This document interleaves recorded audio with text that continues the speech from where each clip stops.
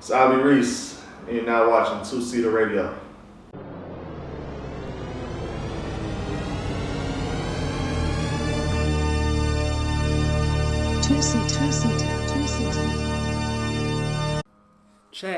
Check. Live from the 2SEATER headquarters. It's another episode of 2SEATER Radio. I'm Trey Banks here with my brother Brand Lamar. And we got a special guest. I'm excited to have you here with us, brother. We got a lot of mutual friends. We was introduced by a 2SEATER Radio alum, Stead Lee. He kind of threw me the dime, spoke you up, spoke highly of you. Shout out to Stead Lee. He like a mayor of Cleveland out there, yo. Okay. Let us know who we rocking with today and who we about to dive into it with. Facilitator Stead Lee, man. I go by the name of Ibrease, from Ohio, Cleveland to be exact. That's what's up. I actually was going to ask you, so I call you Reese straight up now. That's what people call you Reese. Sure, yep. But then when I see your name on, socials or on flyers, I saw the IB, so I was like, I wasn't sure how to even pronounce that, Jonah. People have difficulty with your name and shit? No, always, because people be like, I don't know, it's weird. Cause some people put Ibrease, they just don't know how to pronounce it. Because on socials, it's no dash or anything in the middle, so it's just IBRES. They're like, I don't know how to pronounce this shit. Unless you really know. Yeah. You know what I'm saying? That's why I stick to Reese, because I really didn't know what to call you for real. I was like, I don't know what this name or how it's pronounced and shit like that. And is that name, you came up with that just it's just a statement of who you are type thing, or is there a different meaning behind it? Nah, that's really it though, for real. When I was coming up in the DJ world trying to find a name for myself, and it was growing up, it was always this B Reese. Everybody's calling me B Reese. Okay. So then in the DJ, I'm like, man, I need to find a DJ name. Yeah. I don't know what I'm gonna call myself. I'm like, I just want to be original. So I just kind of just going through stuff, and then I'm gonna go for Apple, iTunes. I seen the iTunes shit. I'm like, yo, if I just put the I in front of my name, then I'm like, Ibrease. So it's more Ibrease, you know what I'm saying? So that's how I play it, Was DJing your first creative outlet? Yeah. Cause I was actually in college when I started DJing. It wasn't that I grew up thinking about doing. Which college? University of Akron. Okay. Yeah. So shout out to the Akron Zips alumni. So yeah, we always threw parties. So this in the crib, but before I was DJing. But I was always down with the iPod, setting up the playlist and whatnot. One day I was figure out DJing, situations. So I looked up virtual DJ, and that's how I got into it at first. I was just in the crib messing around with virtual DJ, and then So you're not from Akron, or are you from Akron? No, I'm not from Akron. I'm Cleveland. You're from Cleveland. Cleveland, yeah, but going to school there. I spent a lot of time in Akron. They became family. A lot of Akron family, man. Talk to me about Ohio nightlife, and what beginning to DJ in your college years. I'm sure you would go back home to Cleveland and expand yourself, and probably bounce back and forth between Cleveland, Akron. All the guys I know are in Cleveland, Akron, Columbus, just traveling around doing work. So talk to me about that. Yeah, so I started out in Akron because going to school there. So that's where I got my shot. Messing around with a lot of college parties, with the promoters and whatnot. And then as that grew, I already had people back home in Cleveland that already knew. I knew promoters, I knew artists and whatnot. So then it was a transition. Oh, okay, I see DJ in there. Come to Cleveland DJ. So then it was I grew more of a base in Cleveland as well. And it was already love because I'm from there. Right. So then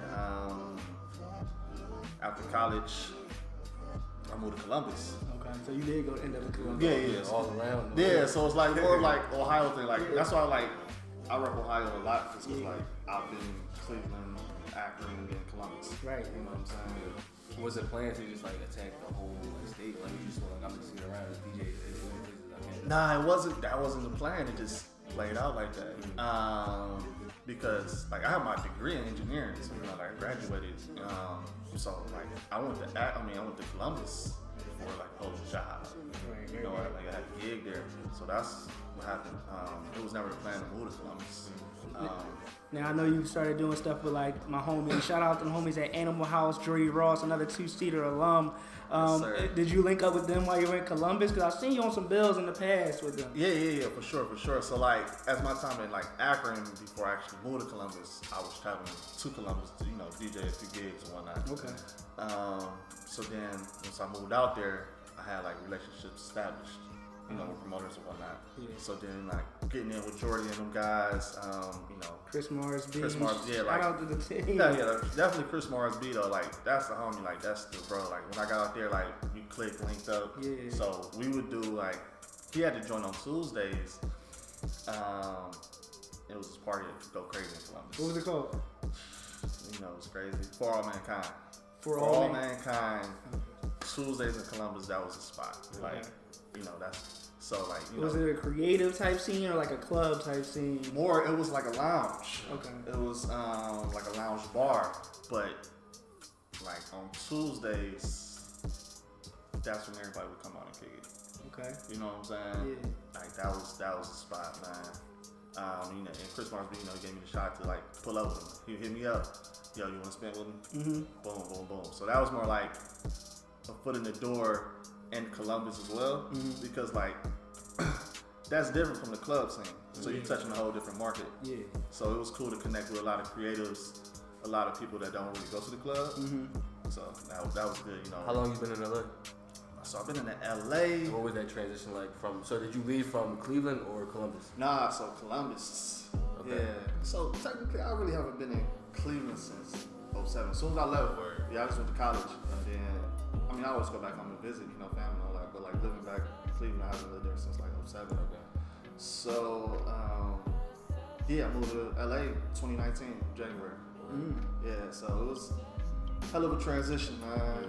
Like. And then when we first met, and you know, and like I said, Stat introduced us. He said you had a number of like residencies here. Can you speak on like where you were at pre-pandemic and like, you know, what spots you were at and what that was like transitioning from the Ohio scene and playing music for that crowd to coming out here? Yeah, it's a difference. Like, and I say this all the time to like people from, you know, the West Side and then back home Midwest. Coming from the Midwest, we kind of get like all styles of music. You know, we play like everything. So coming to the West, it was kind of cool because we already was listening to West Coast music. You know what I'm saying? Like West Coast shit. So, and then just really the main thing was like trying to get familiar like how DJs rock out here. You know, so it's like a study game. Like you get out here, you go to clubs, you listen to DJs, see what they playing, fill them out. See who getting the reaction. Yeah. So coming out here, you know, it's slow. It was slow, and you know, I'm not gonna, you know, lie about that. Like I ain't just move here and then jump in the game. Yeah. So yeah, like you know, I had my main residency was we did a Wednesday party at Lock and Key called Something to Do. So it's me, my homie DJ Mill, my homie Jerome, and my homie Rodney. We like do that function. That was every Wednesday or just monthly? Every last Wednesday. Every so last it's monthly. And this is how long and you being out here? I want to. We might have started that joint in June or July. Okay. If I'm not mistaken. Okay. Maybe May. Okay. I can't even recall the actual date that we started the first one. But yeah, so I mean that's like 5-6 months in to LA. And it seemed like you jumped right in with your Ohio, Ohio boy. You said Jerome and Mills, and these are all. This is like an Ohio team. Yeah. I mean, right here we got the Lobos, man. Yeah, shout out to Clutch, the Mafia. Shout out to them guys, man. So yeah, but you know I was doing other gigs around the city too, like I did Highlight Room. And then other little joints. Did you say you did Avalon or something? What spot? Is a spot out here called Avalon, right? Or I'm tripping. No, that's Ohio. Yeah, that's Ohio. That's Ohio. Ohio. That's an apartment called that though. But Yeah. Hold on. Let's shot a clock. shout out to my guys. Hey, appreciate y'all for having me, man. Tell me something about how we first met. You was cooking up beats when I think we first met. Yeah, so when we first met, yeah. Shout out to the Monday program for Shout out to the Monday bringing a group of collectives together. Yeah, So that was fire. Yeah, that was tough. No, That was inspirational for us. no, for me too, though. You know what I'm saying? Like that was just a dope session. You know what I'm saying? Like for even y'all to like drop in just to check out the scene and whatnot. Yeah, Like that was dope. So yeah, like so going to the production side. Did the pandemic play a part in that? Let me just ask that because we talk about you running it up and DJing, and everything just stopped. So when we caught you, it was post-pandemic. So was that part of like you? Well, it's a natural transition. Yeah. So actually, when I moved here in 2019, well, rewind that. In 2014, I always thought about like producing. Like it was always something I thought about doing. So I kind of got into it just a little bit. But DJing picked up so crazy, which I didn't like really focus that much on, producing. So, But you had already started fucking around. Yeah, just a little bit. Just a little bit, getting familiar with the little stuff, but I didn't know too much. So I moved here in 2019, and I'm like, yo, like, I want to do something else too. Like DJing's cool, but like I'm out here in a bigger market. It's like a lot of stuff going on, and I always want to stay with music. So I'm like, producing, let me just pick it back up. Yeah.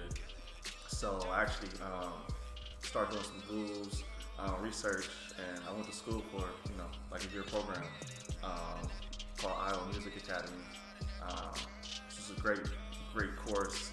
Like 4 courses, 1-year program, and it taught me a lot. So now, like, since that ended, we was in pandemic when it ended. And then after that, it was like, it's time to cook up. Yeah. So, got like any goals for yourself with it? Yeah. So this year, I've really been in the lab. Just really practicing sound, like figuring out sounds of like what I like. Because I like a lot of music. Yeah, for sure. And my style is like kind of different and unique. Yeah. So I like hip hop, R&B. More like on the dance, vibey house vibes. Like K Tronada is like a big inspiration to me. Okay, tough. So yeah, like like I like love his music. Like I love that lane as well. Yeah. But don't just want to stick. I'm trying to be versatile. So the goal is to put out an EP this year, drop a single sometime soon, and start working with a lot of like sports companies and whatnot. Getting placements like that, commercial deals, and work with artists as well. So you want your shit to be more so vibes than a nigga just hopping on and giving you shit like something. Yeah, for sure. You know what I'm saying? Like more of an artist for me. Yeah, I feel that. Like with the DJing, like I'm going to spots playing my music too. Yeah, You know what I'm saying? I feel that. It's tough. So yeah, like that's just been like the whole journey of the producing side, man. Like I'm really ready to like tap into it. Like I have beats I've been working on, but I haven't put anything out there, for the world to hear. But soon. That's exciting. So like, tell me, I seen you, and I love to just jump to the random shit too, so people can like get to know the person. I seen you post, and we was laughing about the Lobos, but I seen you post a gram shown on your story with Bron and all that. Do you have a relationship with the guys over there? And what does that whole movement and that whole just greatness coming out of that small area that a lot of people don't see a lot of major success like that? What has that done? Has that impacted your career or your trajectory or like the opportunities you've been able to receive? Like, them the guys, you know what I'm saying? Like it's always good being in the room with them, you know what I'm saying? Like it's more so relationship just kicking it with them. You know what I'm saying? Like we've been in spots, I'm saying, kicked it with them, championship, kicked them with them up north.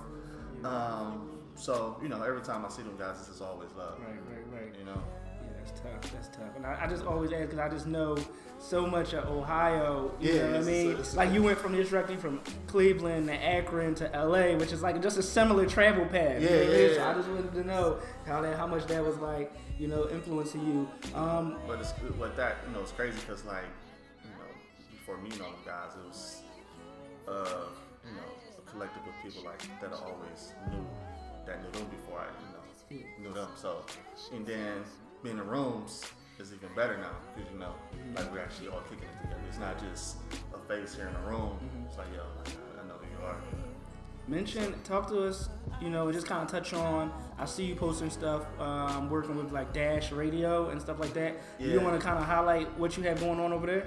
Yeah. So with Dash, actually, I've done some mixes with them in the past, and as the years went by, like they grew bigger. So shout out to my homie DJ Mill. He has his own like it's a station called Takes, and he has a placement on there every Thursday. It's called Select Appearance. So you know, he would ask me like, "Yo, you want to do a mix?" You know, so anytime, like I'm good. Like I drop a mix with him on the station for like an hour. So I did that with them. And me, like, I'm a big mix guy. Like, I love mixes. Like, you can ask Stanley. Like, he knows, like, I'm in the mixes heavy, though. Yeah. And, like, before, like, on SoundCloud, like, I had a crazy run. Before, like, all the copyright shit. Like, so, like, then my shit got... They cut me, man. They cut me. 3 strikes. I had 3 strikes, man. Like, I 2SEATER, we running into the same I problem. was dropping mixes. So but- you was done with it after that. You said, yeah, and it was like, it kind of put me in like in a position like, damn, I don't know what I'll do next though, you know what I'm saying? Like, 'cause that's like really my outlet to really be creative. You know what I'm saying? So, Well, I mean, hopefully, if the time and every schedules collide, maybe you could do the mix for your episode. You know, once this drops. no, for You know sure. what I mean? Definitely. We do like quick mixes on throughout the episode, but Yes. yeah, man. I don't know if it's anything else that Brand wanted to touch on, but I appreciate you rocking out with us and just kind of giving us that walkthrough through your journey. It's like a real introduction episode for our audience, and I look forward to your audience getting hip to us. So thank you. Like, I Slide appreciate through. y'all. Yeah, no, this is good, man. Let them know where to follow you at.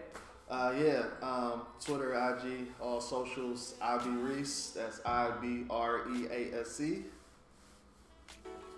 That's what it is. Thank you again. Thank you guys.